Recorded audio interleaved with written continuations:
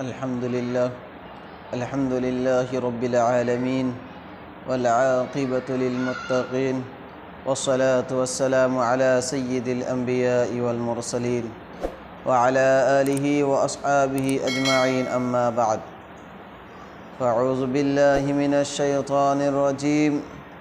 بسم الله الرحمن الرحيم. الف لام میم ذلك الكتاب لا ريب فيه هدى للمتقين. وقال النبي صلى الله عليه وسلم: خيركم من تعلم القرآن وعلمه، او كما قال عليه الصلاة والسلام. محترم حضرات اور عزیز ساتھیوں، آج میں آپ حضرات کو ایک ایسی چیز کے بارے میں بتانا چاہتا ہوں، ایک ایسی عبادت ہے جس کو ہم آنکھوں سے دیکھیں گے تب بھی ہمارے کھاتے میں ثواب لکھ دیا جاتا ہے، اگر ہم اس کو ہاتھ لگاتے ہیں،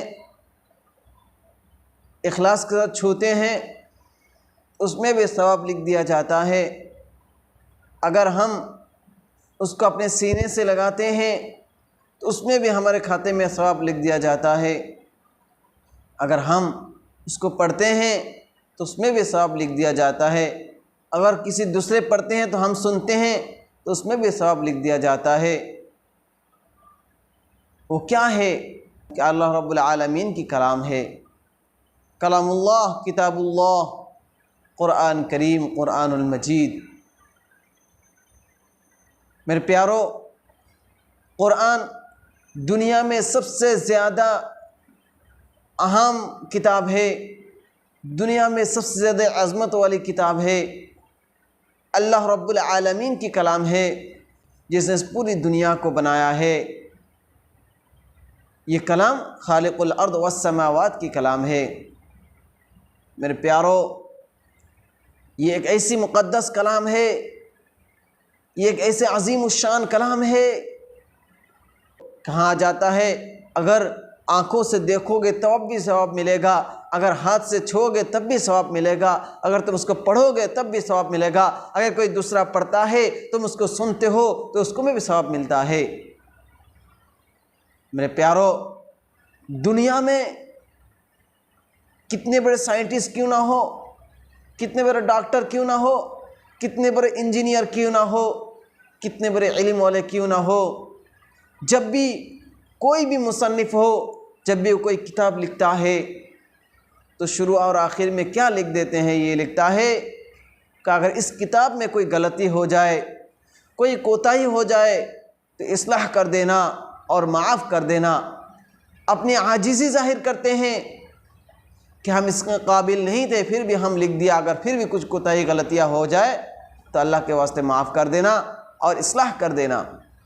میرے پیارو، ذرا سمجھنے کی مقام ہے، یہ وہ کلام اللہ ہے جس میں اللہ رب العالمین نے شروع میں ہی کیا فرمایا کہ ذالک الکتاب، یہ ایک ایسی کتاب ہے لا ریب فیہ، جس میں کوئی شک و شبہ نہیں ہے۔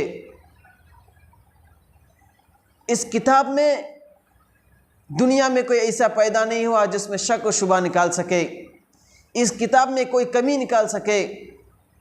میرے پیارو، جب اس کتاب کو اللہ رب العزت نے اپنے حبیب جناب رسول اللہ صلی اللہ علیہ وسلم پر نازل کیا تھا تو کفار مکہ نے اور کہنے لگا اس جیسا کلام ہم بھی لا سکتے ہیں۔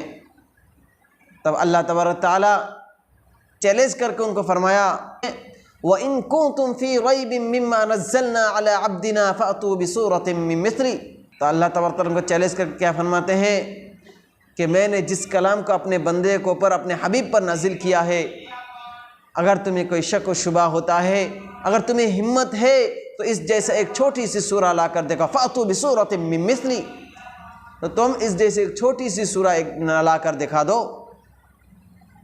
وَادْعُوا شُهَدَاءَكُم مِّن دُونِ اللَّهِ إِن كُنتُمْ صَادِقِينَ، اور تم اکیلا نہیں، تمہارے جتنے احباب، جتنے دوست ہیں، جتنے ساتھیاں ہیں، سب کو ایک ساتھ بلا کر لے لو اور سب ایک جگہ جمع ہو کر بنا کر دکھاؤ۔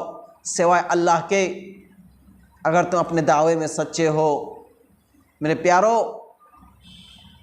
اس زمانے میں عرب میں ایسے مشہور شاعر ہوا کرتے تھے، سامنے کے آدمی کو دیکھ کر عربی میں شاعر بنا دیتے تھے، شاعر پیش کرتے تھے۔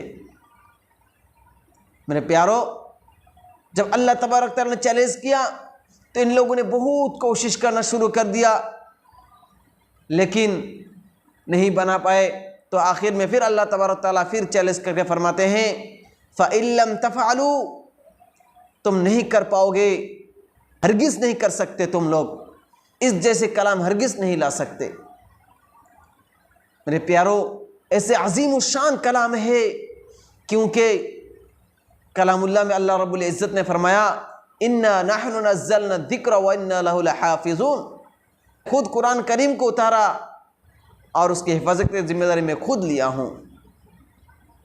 میرے پیارو، دنیا میں کوئی ایسی کتاب نہیں ہے جس کی ذمہ داری اللہ رب العزت نے لیا ہو۔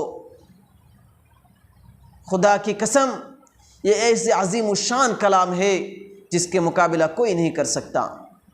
پیارو، پہلے زمانے میں حضرت موسیٰ علیہ السلام آئے، ان کو کتاب دی گئی، وہ چلے گئے، ان کے ساتھ ان کی کتاب بھی عدل بدل ہو گئے۔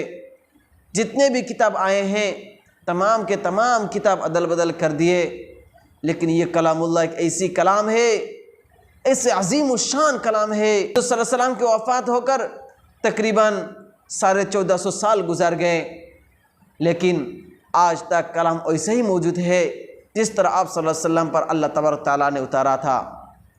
نہ ایک حرف، نہ ایک نقطہ، نہ کوئی ایک زبر زیر کو بدل سکتا ہے اور نہ کبھی بدل پائے گا۔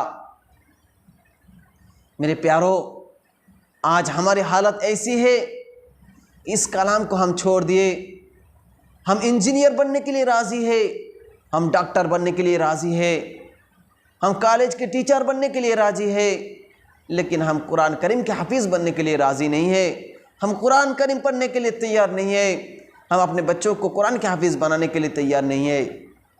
میرے پیارو، ذرا سوچو، ایسی عظیم الشان کلام ہے جس کے بارے میں حضور صلی اللہ علیہ وسلم نے حدیث میں ارشاد فرمایا خیرکم من تعلم القرآن وعلم۔ آپ صلی اللہ علیہ وسلم نے کیا فرمایا کہ تم میں سے سب سے بہتر وہ آدمی ہے جو قرآن کریم کو سیکھے اور دوسرے کو سکھائے۔ میرے معزز پیارو، ذرا سوچنے کا مقام ہے، خود قرآن پڑھنے کی کوشش کیجئے، اس کو سمجھنے کی کوشش کیجئے، اپنے اولاد کو حافظ بنائیے، اپنے اولاد کو مدرسے میں دے دیجئے، اپنے اولاد کو عالم بنائیے۔ میرے پیارو، قرآن ایک ایسے عظیم الشان کتاب ہے، ایسی ہمارے لیے نعمت ہے جو ایک حروف پر 10 نیکیاں لکھ دی جاتی ہے۔ الف لام میم یہ ایک حرف نہیں ہے، بلکہ الف الگ حرف ہے، لام الگ حرف ہے، میم الگ حرف ہے، ایک ایک حرف الگ الگ حرف میں 10 نیکیاں لکھ دی جاتی ہے۔ آج بہت افسوس کے ساتھ کہنا پڑتا ہے کہ ہمارے معاشرے میں 80 سال کے آدمی ملیں گے، 60 سال کے لوگ ملیں گے، 50 سال کے لوگ ملیں گے، جوان لوگ ملیں گے، لیکن عمر گزرتی جاتی ہے، لیکن کبھی یہ ان کو افسوس نہیں ہوتا ہے، ہمیں یہ افسوس نہیں ہوتا ہے کہ میں قرآن پڑھنا نہیں جانتا۔ میرے پیارو، اللہ کے واسطے قرآن پڑھنا سیکھو، قرآن زیادہ سے زیادہ پڑھو۔ جب آدمی کی موت ہو جاتی ہے، قبر میں اس کو سلایا جاتا ہے تو فرشتے آ جاتے ہیں اس کو سوال جواب کرنے کے لیے۔ حدیث میں آتا ہے کہ سورہ ملک جو تبارک الذی سورہ ہے، اللہ تبارک و تعالیٰ اس سورہ کو ایک شکل دے دیتی ہے اور وہ سورہ فرشتوں سے لڑنے لگتا ہے اور اس سے بات چیت کرنے لگتا ہے۔ فرشتے کہتے ہیں کہ مجھے اللہ کا حکم ہے کہ میں اس سے سوال جواب کروں، لیکن یہ سورہ ملک جو ایک شکل بنا دی جاتی ہے، وہ اس فرشتوں سے زبان سے مقابلہ کرتے ہیں اور کہتے ہیں کہ میں اس کلام میں رب العالمین کی کلام ہوں، میں اس رب العالمین کی کلام ہوں، تو میں تمہیں اس سے سوال جواب نہیں کرنے دوں گا۔ اس نے دنیا میں میری حفاظت کی، اس نے دنیا میں میری تلاوت کی، اس نے دنیا میں رات میں اٹھ کر مجھے تلاوت کی، مجھے نماز میں تلاوت کی، میں اس کی حفاظت کروں گا۔ آخر کار ایسا سوال جواب چلتے رہتا ہے۔ آخر کار یہ تبارک الذی سورہ جو ایک شکل بن جائے وہ اللہ تبارک تعالیٰ کے پاس چلے جاتے ہیں اور اللہ تبارک تعالیٰ سے کہتے ہیں کہ اللہ میں تو تیرا کلام ہوں، میں تیرے کلام اللہ کے ایک سورت ہوں، اگر میں اس کی حفاظت نہیں کر سکتا تو مجھے اپنے کلام اللہ سے نکال دیجیے، مجھے اپنے کلام سے نکال دیجیے۔ میرے پیارو، یہاں سمجھنے کی مقام ہے۔ آخر کار وہ تبارک الذی سورہ اللہ تبارک تعالیٰ سے بھی جھگڑیں گے اور آخر کار اس آدمی کو وہ اللہ تبارک تعالیٰ آخر میں اس سے کہے گا کہ جا، تجھے جو مرضی اس کے ساتھ کر۔ پھر یہ تبارک الذی سورہ اس آدمی کو لے کر جنت میں چلے جائیں گے۔ میرے دوستو، یہ ایک ایسے عظیم الشان کلام ہے جو کسی دوسرے کلام اس کے مقابلہ میں نہیں ہے۔ تو اللہ کے واسطے اپنے بچوں کو خود اور اپنے ماحول میں جتنے ارد گرد ہے سب کو کلام اللہ کی تلاوت سکھائیے، کلام اللہ کی درس دیجیے اور کلام اللہ خود بھی سمجھیے اور دوسرے کو بھی سمجھانے کی کوشش کیجیے۔ میرے پیارو، یہ ایک ایسی عظیم الشان کتاب ہے۔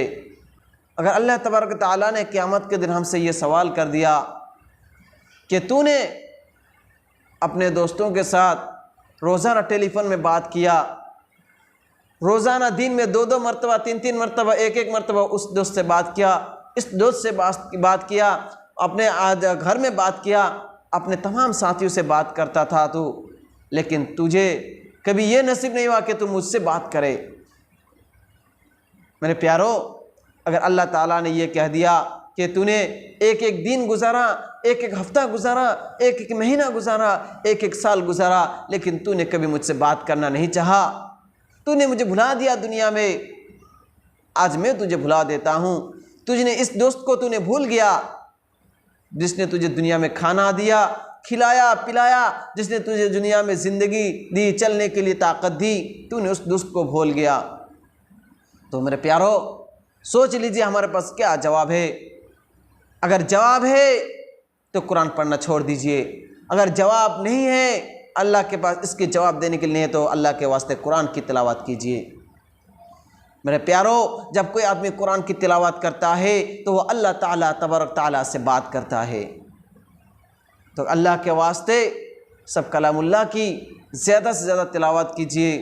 اللہ تبارک تعالیٰ ہم سب کو کلام اللہ کی تلاوت کرنے کے لیے توفیق عطا فرمائے اور اس کو سمجھ کر پڑھنے کے لیے اور اس پر عمل کرنے کے لیے توفیق عطا فرمائے۔ اور جس کو قرآن پڑھنا نہیں آتا ہے وہ جلد سے جلد قرآن پڑھنا سیکھنے کی کوشش کرے اور جلدی سے جلدی سیکھ کر قرآن کی تلاوت کیجیے۔ اللہ تبارک تعالی ہم سب کو توفیق فرمائے۔ وآخر دعوانا ان الحمد للہ رب العالمین۔ السلام علیکم ورحمۃ اللہ وبرکاتہ۔